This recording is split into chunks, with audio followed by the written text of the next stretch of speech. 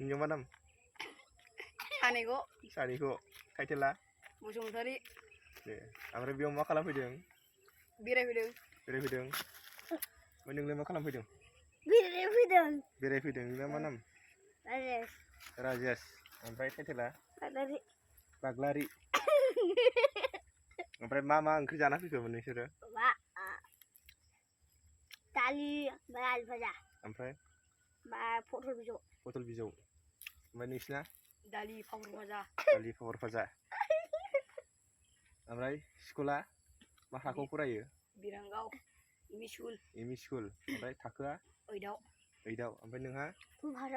School मा थाखोआव फरायो? 5 क्लास 5आव ओमफ्राय मोजां फरायगासिनो दा? नंगौना नङा? नंगौ माबा मिनिलाय लाङो गावहा ओमफ्राय नोंना मानो मिनिनाया हिन्जावनिसो जायो? नै मिनिबावबाय देलाय नोंनि सबाय बिमाखौ खिथालाय देलाय सबाय बिमाखौ खिथा दे नों माने एथ' बिदि मिनियो दे खिथालाय सबाय बिमाखौ खिथालाय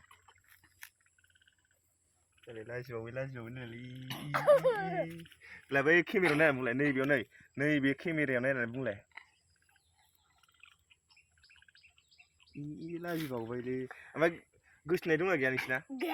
गैया सानैखौ नालाय? गैया माथो सानैखौबा माथो स्कुलाव खुदुमदोंनो आइया माबा खारजोब्बायसो गावस्रा मालाय खारजोबबावबाय नालाय